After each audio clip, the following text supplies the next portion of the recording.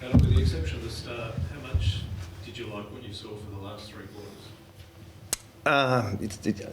You can't separate it because the start's the start. You know, we got done for work rate and a little bit of game sense. That you know that's been a big part of our issue.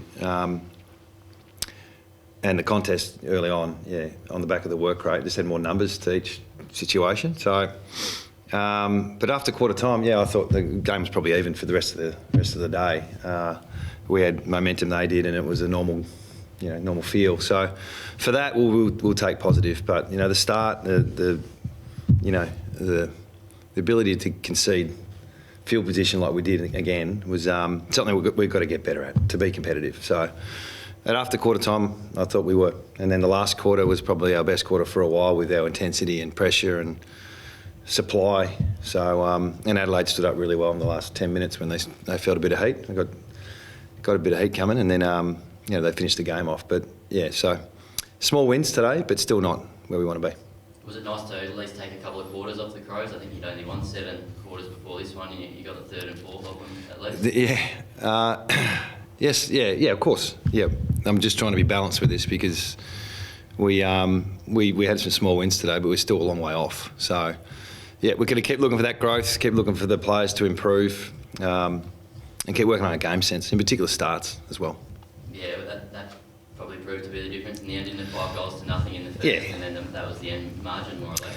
Yeah, it was. Yep. So the numbers around all that probably suggest it was that too. So, it's a pretty straightforward day today for us in terms of what happened. We can review it and continue to get better, and we're working really hard during the week to get better. But we probably saw a little bit more spirit today, and they're up for the fight definitely in the second half. How much of the loss was Gov? When you say game sense, do you feel at times you're just a bit too static? Is that because of a lack of confidence or a lack of awareness of the opportunities just to start spreading and opening up? Yeah, that's offensively. There's defensively, like trying to connect 18 players on the field to be all in sync. And you can see the best teams, and we've had it ourselves over the journey, where everyone knows what everyone's doing all the time. So we're not there with that. There's some work to be done with that, with what we're trying to do, and some of the new faces we've got playing, and they're not necessarily kids. It's a different looking group at the moment. So we'll continue to work on that. Then we've got to reintroduce some of our senior players in the next 2 or 3 weeks. We should get probably up to seven back. So then that's going to be a reconnection as well. But we're learning a lot.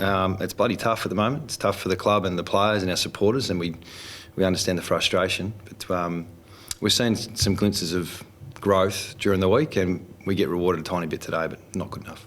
How much of a loss was Gov, and I guess how close was he to playing? He made the call, probably an hour or so before the game? Well, we did a fitness test yesterday, and he was like, no, I'm all good, right to go. And then we said, hang on, do a couple of one-on-ones, and he did one, and his back wasn't right. So to his credit, he was desperate to play.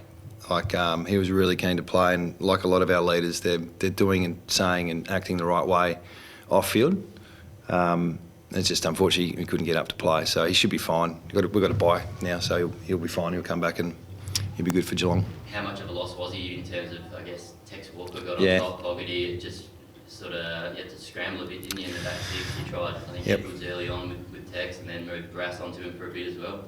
Yeah, well, they're learning. They're going to learn off the best. I think Walker was really good. Had a pretty good supply there at stages, and then he turned half chances into full ones. So, that's part of our growth with our unavailability at the moment. We're getting opportunity to see other guys in the deep end, and to be honest, a lot of times they're not getting through with success, but every now and then they do. So, that's what happened today. Isaiah Window, he was out late. Is there much in his knee? No, he's carried a knee a little bit for a few weeks, and it just looked like he was labouring a little bit. So hopefully it's not too bad, but it's a knee issue. Do you feel like the bye's coming at a pretty good time? I guess you can sort of reset, and you might get Sheed and Yo back, potentially McGovern as well. Yeah, I suppose it has come at a good time. We've got a waffle game today, and then a waffle game next week, which will probably have, those, Yo and Sheed and Rioli and Ryan, Petruccelli, these type of players, and then hopefully McGovern comes up the week after. So, there's a good chance to expose these guys to some footy, because last year we did this and we brought them back because they were available and good players, and they weren't ready.